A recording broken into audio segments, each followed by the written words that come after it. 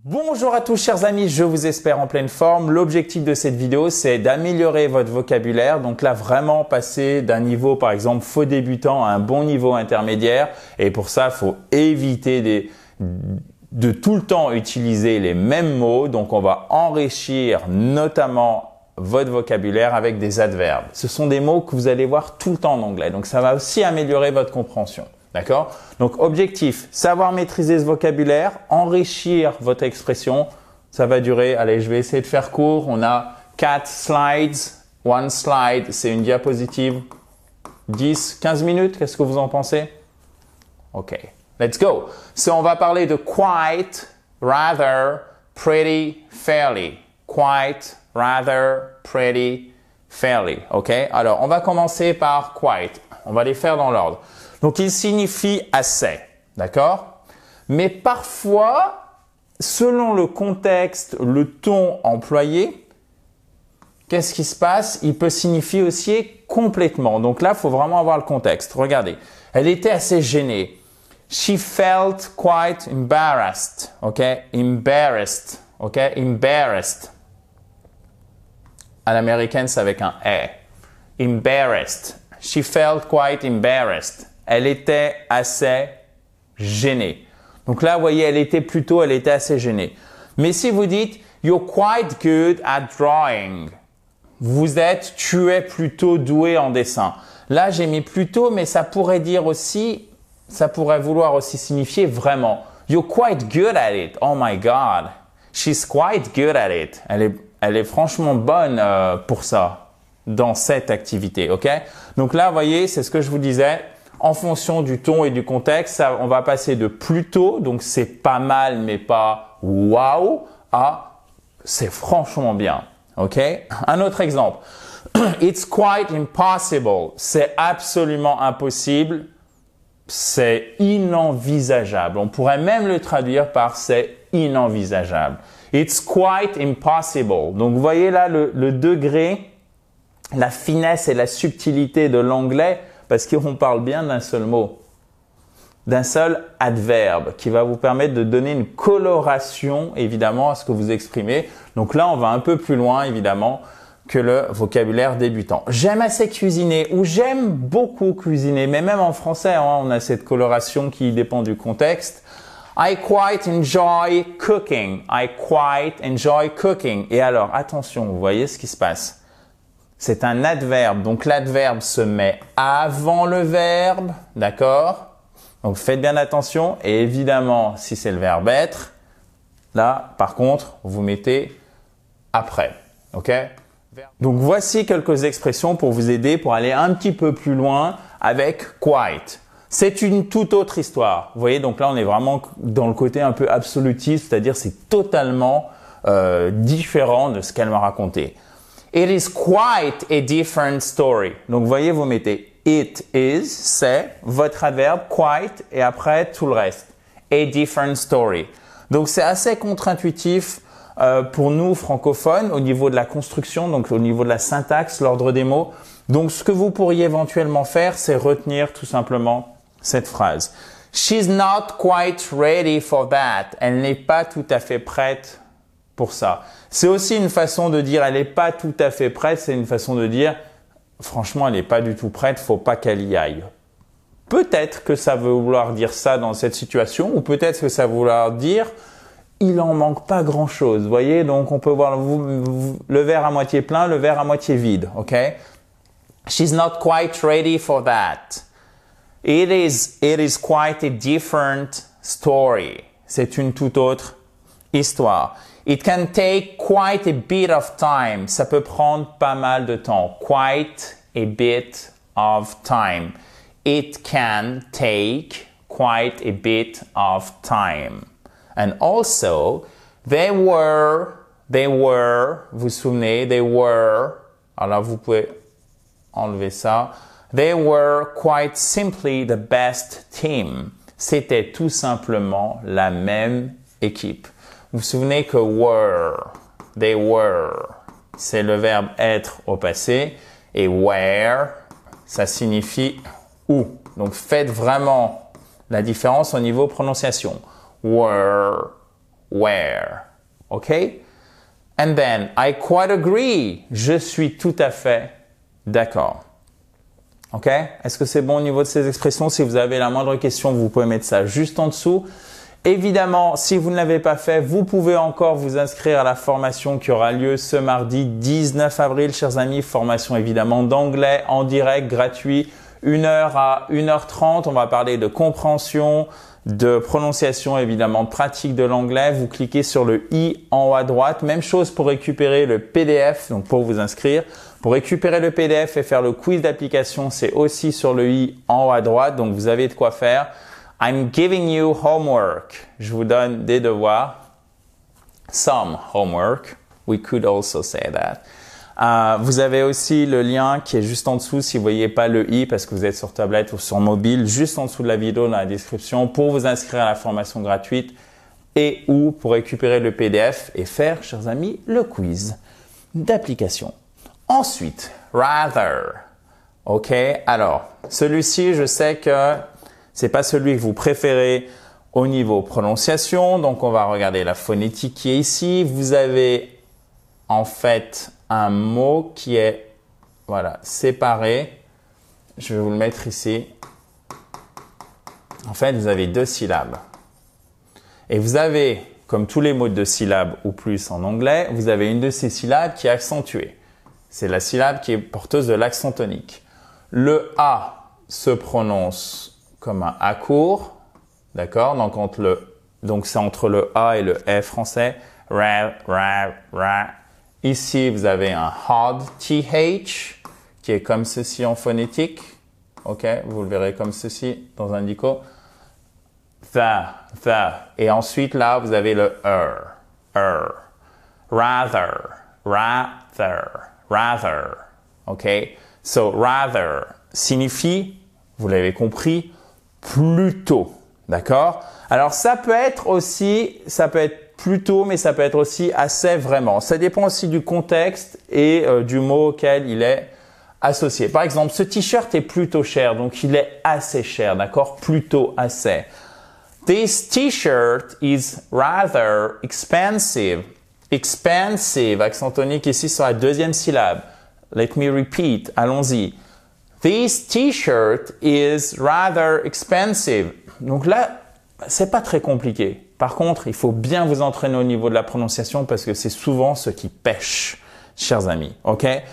I'm rather sure he knows every detail. Je suis quasi sûr qu'il connaît le moindre détail. OK? Let me repeat that one. I'm rather sure he knows, on n'oublie pas le S de la troisième personne du singulier, every detail. Vous avez l'accent tonique ici. La première syllabe, et notamment le E, est prononcée comme un I-long. Vous avez le I-long ici. Quand vous avez 2 points phonétiques, ça signifie que la voyelle derrière est longue. Detail, OK? I'm rather sure he knows every detail. Je suis quasi sûr, vous voyez? Donc là, on est passé de plutôt qui est un peu mi-figue, mi-raisin à quasi. Donc, on est très proche de ce que j'appelais l'absolutisme, c'est-à-dire c'est sûr et certain. Là, j'en suis vraiment. On est très, très proche de la certitude. Ensuite, le propriétaire parlait plutôt bien espagnol. Et faites attention, les noms de langue, de nationalité. I'm French. Je suis français. Vous avez évidemment une majuscule. I speak English. I speak French. Vous avez aussi la majuscule toujours, OK? So, the owner spoke Spanish rather well. Point d'exclamation.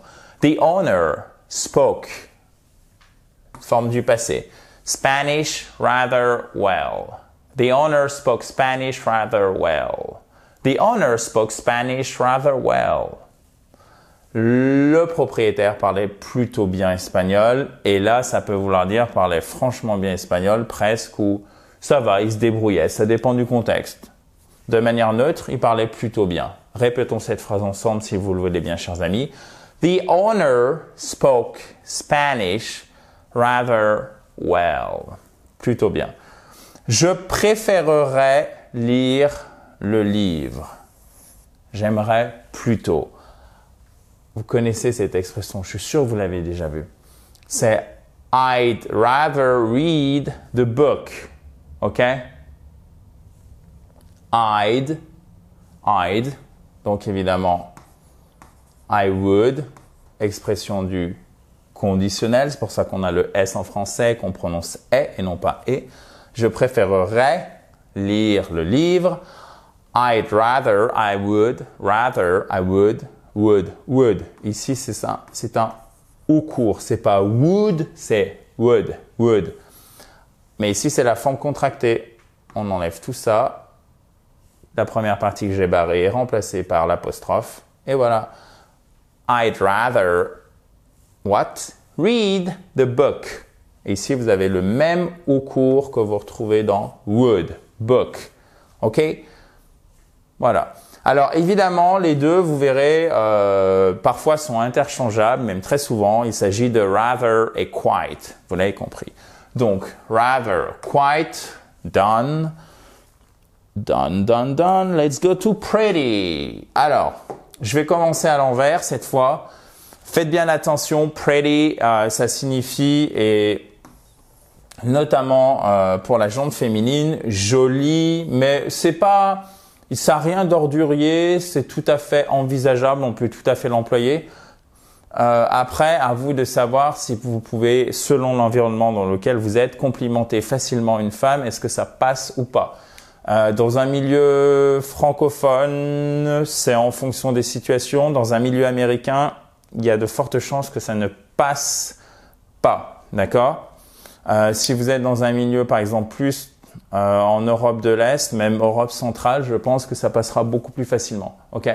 Donc, à vous de faire très attention. Moi, je vous donne juste l'aspect linguistique, mais je vous donne aussi des indications au niveau culturel, puisqu'une langue, c'est faite pour être parlée. Et donc, quand on parle avec une personne, d'autres personnes, dans un environnement donné. Donc, prenez toujours ceci en compte, s'il vous plaît, chers amis. Ok? So, pretty, c'est joli. So, mais pas que. On va le voir justement, ça veut pour vouloir dire vraiment. Donc toujours en fait cet adverbe de degré. Vraiment, plutôt, pas mal, totalement, presque. Ok? So, she looks so pretty with her new haircut. Ok? Et on n'oublie pas le H. Alors on va pas s'époumoner non plus, c'est pas haircut, non c'est haircut. Ok? So she looks so pretty with her new haircut. Okay, guys? So, regardez, maintenant, je passe directement aux explications, aux phrases d'exemple, justement, parce qu'on a déjà bien déroulé. It's pretty cold in here. Il fait plutôt froid ici. It's pretty cold in here. Faites bien aussi le H. Il fait plutôt froid ici. He's a pretty good driver. He's a pretty good driver. C'est un sacré bon. Vous voyez, là, on est tout de suite dans une intensité très haute. He's a pretty good driver. The test was pretty hard. Is it? The test was pretty hard. Yeah. The test. L'examen. Alors, ça peut être aussi l'examen en français. D'accord? Vous pouvez dire the exam, mais les deux sont interchangeables. The test was pretty hard. Et d'ailleurs, vous verrez que pretty, en anglais britannique, pretty, donc on fait bien ici un te, mais comme il est en fait ce te, ou ici il y en a deux, ces deux T, donc T's, sont comprimés en fait en deux voyelles. Qu'est-ce qui se passe? Vous verrez qu'en phonétique, on met en anglais américain un arc de cercle dessous. Pourquoi? Parce que le te est déformé sous la pression de ces deux voyelles ici, qui font qu'il se transforme en quasiment un de.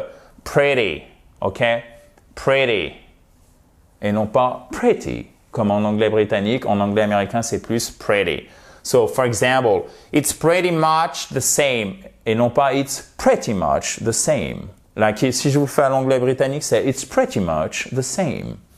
Anglais américain, c'est plus it's pretty much the same. Vous voyez, c'est beaucoup plus nasal et on enroule beaucoup plus. C'est pour ça que parfois l'anglais américain vous semble moins clair. Et ce qui est tout à fait logique en fait. So, it's pretty much the same. Vous pouvez retenir cette expression, elle est vraiment très très très courante. It's pretty near from here. C'est à 2 pas d'ici. See you pretty soon. Ça aussi, très, très, très utile. See you pretty soon. It's pretty expensive. Oh God, it's pretty expensive. Oh mon Dieu, c'est super cher. It's pretty expensive. Vous voyez la différence entre c'est cher, c'est bon, ou c'est super cher, c'est plutôt bon. Ça apporte quand même une expression qui est beaucoup plus intéressante, je trouve, quand vous voulez parler anglais. Donc, passons maintenant à fairly. So, alors, celui-ci, c'est plus ou moins, d'accord? Donc, moyennement, relativement. Donc, si vous avez besoin de je pense que j'ai faim, donc j'allais dire nettoyer le poisson. Pourtant, on n'est pas vendredi, mais je crois que le poisson se mange le vendredi, si je ne m'abuse, surtout en ce mois de Pâques. Peut-être que je suis en train de vous raconter n'importe quoi. Bon, oubliez ce que je viens de dire. On va revenir à l'anglais. Je m'excuse pour cette digression totalement inappropriée. So, on se concentre, chers amis. Fairly, I was talking to myself. Fairly, c'est plus ou moins. Donc, pour noyer le poisson, vous pouvez l'utiliser. Ça peut passer dans les présentations. Ma mère est relativement grande. My mother is fairly tall. Okay? Or it's fairly common. It's a fairly common disease. C'est une maladie assez courante, relativement courante. Well, it's fairly good. C'est plutôt pas mal, c'est bien, c'est relativement bien. Non, relativement bien, on ne dira pas en français, mais ça va. It's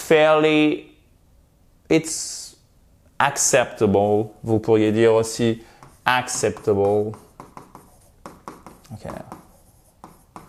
These are fairly good numbers. Ce sont des chiffres plutôt pas mal. These are fairly, okay, these are fairly good numbers. Ensuite, chers amis, dernier exemple, vous vous souvenez de see you pretty soon, I will see you pretty soon, on se voit très bientôt. C'est plutôt pas mal, le film était correct, ça aussi c'est exactement ce type de formule que vous devez retenir. That was fairly good. Ok, là je vous l'ai mis en forme inversée avec le nom ici. Là vous avez le nom en sujet. The movie was fairly good. Et pas good, mais good. The movie was fairly good. Perfect? Ok, nice. Bon, j'espère que ça vous a plu, chers amis. Si vous ne l'avez pas fait, rejoignez-nous à la formation qui a lieu ce mardi 19 avril à 20h, heure de Paris. Il suffit de cliquer sur le i en haut à droite pour nous rejoindre ou sur le lien qui est juste en dessous dans la description de la vidéo. À très vite dans la joie et la bonne humeur. Bye bye!